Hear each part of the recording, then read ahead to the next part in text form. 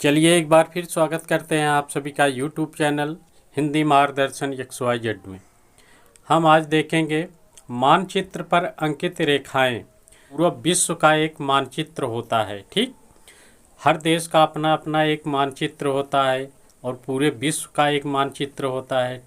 तो उसमें जो रेखाएं बनती हैं, उस मानचित्र में जो रेखाएं बनती हैं उसका मतलब बहुत लोग नहीं जानते हैं। तो उसी के बारे में आज हम देखेंगे। जो उसमें रेखाएं बनी है तो उसका मतलब देखेंगे। उसमें जो रेखाएं बनती है कुछ पहाड़ियों और पर्वत श्रृंखलाओं, नदियों आदि के बारे में दिखाया जाता है। कुछ उसके अलावा भी रेखाएं होती हैं जिसके बारे में हम देखेंगे।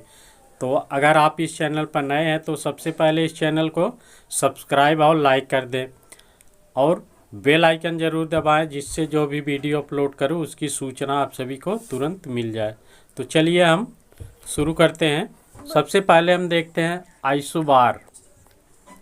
ये जो रेखा होती है इसके बारे में देखें। यह समदाब वाले स्थानों को मिलाकर खींची जाती है। समदाब यानी वायुदाब की समान स्थित, जहाँ पर वायुदाब समान स्थिति में होती है वहाँ पे ये रेखा आइसोबार रेखा खींची जाती है। अब दूसरी रेखा देखें, आइसोथर्म। आइसोथर्म रेखा जो होती है यह समान तापमान वाले स्थानों को दर्शाती है, ठीक। समान ताप वाले स्थान जो होते हैं वहाँ पे जो रेखा खींची जाती है उसे आइसोथर्म, जो समान ताप वाले स्थान रहते हैं वहाँ पे जो रेखा खींची जाती है उसे आइसोथर्म रेखा कहते हैं। तीसरे नंबर पर आइए, आइसोसिस्मल। आइसोसिस्मल ये सिस्मोग्राफी जो भूकंप नापी होता है उसी के आधार पर इसे हम पकड़ते हैं कि आइसोसिस्मल, ठीक। भूकंपी तीव्रता की समानता वाले, जहाँ भूकंप की तीव्रता एक समान होती है उस स्थान को मिलाने वाली रेखा को ही हम आइसोसिस्मल रेखा कहते हैं, ठीक। फिर चौथे नंबर पर आइसोब्रंट रेखा। आइसोब्रंट ये रेखा कहाँ खींची जाती है? तूफान के एक साथ आने वाले स्थानों को सूचक रेखा के रूप में खींचा जाता है। यानी तूफान के एक साथ, जहाँ तूफान जो है एक साथ जितने स्थानों पे आती है उस सूचक रेखा को ही आइसोब्रंट रेखा कहते हैं, ठीक। और पाँचवें नंबर पर आइसोहेलाइन रेखा जो होती है वह समुद्री जल में खारेपन यानी लवणता की समान मात्रा प्रदर्शित करने वाली रेखा होती है। आइसोहेलाइन वह रेखा है जो समुद्र जल में खारेपन, जिसे लवणता कहते हैं, कि समान मात्रा जहां प्रदर्शित की जाती है उस रेखा को आइसोलाइन रेखा कहते हैं। अब देखें छठवें नंबर पर आइसोहाइप रेखा या कंटूर लाइन। यह कहाँ खींची जाती है? समुद्र तल, जो हमारा समुद्र है, यानी जो समुद्र के तल, जो समुद्र के अंदर यानी तल से उच्चावच यानी ऊंचे, समुद्र तल से लेकर जितनी ऊंचाई के समान ऊंचाई एवं आकार दर्शाने वाली रेखा होती है। यानी समुद्र तल से सबसे ऊंचे स्थान पर होता है जो, वहाँ तक रेखा को हम क्या कहते हैं? आइसोहाइप या कंटूर लाइन रेखा। फिर सातवें नंबर पर आइसोहायट।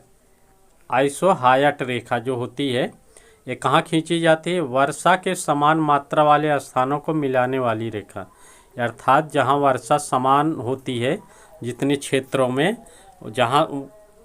जहाँ वर्षा समान होती है उस क्षेत्र में खींचे जाने वाली रेखा को हम क्या कहते हैं? आइसोहाइट रेखा कहते हैं। फिर 8 नंबर पर आइसोग्लांस। आइसोग्लांस रेखा किसी प्रदेश में, कोई प्रदेश है में समान भाषा, जहाँ समान भाषा बोली जाती है उस स्थान को वर्गीकृत करने वाली रेखा को ही हम आइसोग्लांस रेखा कहते हैं।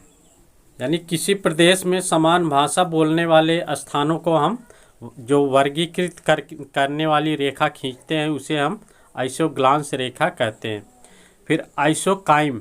आइसोकाइम रेखा 9वें पर औसत शीत तापमान यानी शीत यानी ठंड जो औसत हो तापमान की समानता वाले स्थानों को मिलाने या दर्शाने वाली रेखा को ही आइसोकाइम रेखा कहते हैं। ठीक, औसत जो ज़्यादा ना हो, औसत शीत तापमान की समानता हो, जहाँ समानता वाले स्थान पर जो रेखा खींची जाती है शीत में, तो उसे हम आइसोकाइम रेखा कहते हैं। फिर अगला देखें 10वें नंबर पर आइसोक्लाइन। तो 9वां क्या था? आइसोकाइम। आइसोकाइम 9वां था, ये क्या है? आइसोक्लाइन रेखा। ठीक, यह रेखा कहाँ खींची जाती है? चुंबकीय नति की समानता वाले स्थानों को मिलाने वाली रेखा। जो चुंबकीय क्षेत्र होते हैं उसे जहाँ पे समानता वाले स्थान होते हैं उस वहाँ पर मिलाने वाली जो रेखा खींची जाती है उसे आइसोक्लाइन रेखा कहते हैं। फिर 11वें नंबर पर आइसोक्लाइनल। अंतर देखिए, आइसोक्लाइन फिर आइसोक्लाइनल। एक ही दिशा में समान मात्रा में होने वाली नदियों को मिलाने वाली रेखा। एक ही दिशा में, ठीक, एक दिशा में समान मात्रा यानी मात्रा समान में होने वाली नदियों को मिलाने वाली रेखा को हम क्या कहते हैं? आइसोक्लाइन रेखा कहते हैं। ठीक, फिर 12 नंबर पर आइसोबाथ। समुद्र के अंदर यानी समुद्र जो होता है उसके अंदर यानी गहराई में समान गहराई वाले स्थानों को मिलाकर खींचे जाने वाली रेखा क्या कहती है? यानी क्या कहलाती है? आइसोबाथ रेखा कहलाती है। समुद्र के अंदर आप देखेंगे जहाँ समान गहराई वाले स्थान होते हैं उतनी दूर तक जो मिलाकर रेखा खींची जाती है उसे हम क्या कहते हैं? आइसोबाथ रेखा। फिर 13 नंबर आइसोक्रोन रेखा। आइसोक्रोन रेखा कौन होती है? समयांतर, समय से संबंधित के समान रहने पर किसी संदर्भ बिंदु से दूरी प्रदर्शित करने वाली रेखा। ठीक, समयांतर यानी समय के अंतर्गत समान रहने पर, कोई समय समान रहने पर किसी संदर्भ बिंदु से दूसरी दूरी, किसी बिंदु से उसकी दूरी प्रदर्शित करने वाली रेखा को हम क्या कहते हैं? आइसोक्रोन रेखा कहते हैं। ठीक, फिर आगे देखें 14 नंबर पर देखें आइसोगोनल रेखा। आइसोगोनल रेखा, इस एक रेखा कहाँ खींची जाती है? चुंबकीय झुकाव, यहाँ चुंबकीय झुकाव होता है कि समान स्थिति दर्शाने वाली रेखा को ही आइसोगोनल रेखा कहते हैं। ठीक, जहाँ चुंबकीय झुकाव की समान स्थिति दर्शाई जाती है उसे हम आइसोगोनल रेखा कहते हैं। फिर 15 आइसोनिफ रेखा। आइसोनिफ बर्फ गिरने के समान क्षेत्रों को दर्शाने वाली रेखा को ही हम आइसोनिफ रेखा कहते हैं। यानी बर्फ जो गिरती है, जितने समान क्षेत्रों में गिरती है बर्फ, उसको जो रेखा दर्शाई जाती है उस क्षेत्र को उसे आइसोनिफ क्षेत्र कहते हैं। ठीक, फिर आइसोटैंक। आइसोटैंक 16 नंबर। तो मौसम मानचित्र पर पवन की समान गति वाले स्थानों को मिलाकर खींची गई रेखा। मौसम मानचित्र जो बनता है पर पवन की समान गति, मौसम मानचित्र में जब पवन की समान गति होती है, उन स्थानों को, जितने स्थानों पर समान गति चलती है पवन की, यानी पवन गति जितने क्षेत्रों में समान गति से चलती है उस स्थान को मिलाने वाली रेखा को आइसोटैंक रेखा कहते हैं। फिर 17 नंबर आइसोपैक रेखा। हिमानी यानी ठंडी अथवा चट्टानों, ठंडी और चट्टानों के समान मोटाई वाले स्थानों को मिलाने वाली, यानी हिम बर्फ, जहाँ बर्फ़ गिरती है, बर्फीली और चट्टानों की समान मोटाई, जहाँ समान मोटाई हो को मिलाने वाली जो रेखा बनती है उसे हम आइसोपैक रेखा कहते हैं। फिर 18 नंबर आइसोफाइट रेखा कहाँ होती है?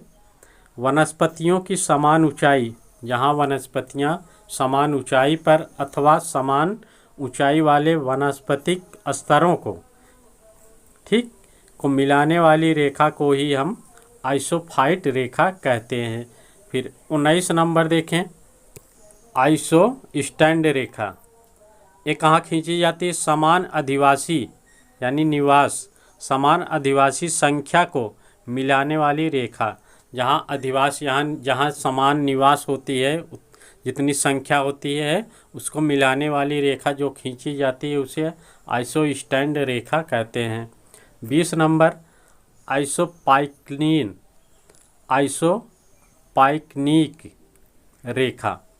यह मानव जनसंख्या के, यानी मानव जनसंख्या के समान घनत्व, मानव जनसंख्या की जहाँ समान घनत्व वाले स्थान को मिलाने वाली रेखा को ही आइसोपाइक्निक रेखा कहते हैं। ठीक, जहाँ जनसंख्या जो है, मानव जनसंख्या जो है वह समान घनत्व वाले क्षेत्र में होती है तो उस क्षेत्र को मिलाने वाली रेखा को ही आइसोपाइक्निक रेखा कहते हैं।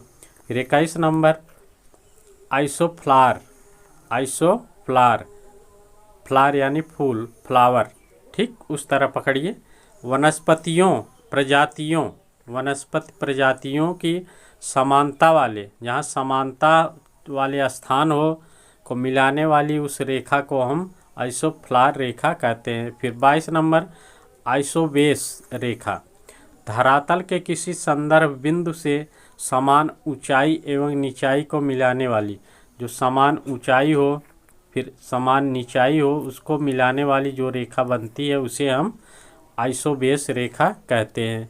फिर 23 नंबर पे आइसोहेल रेखा। ये कहाँ बनती है?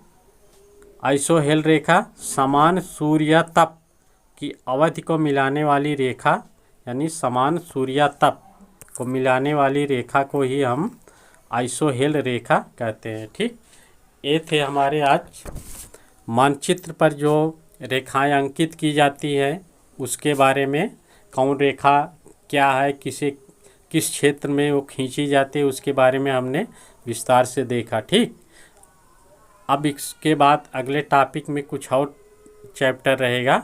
तब तक के लिए नमस्कार।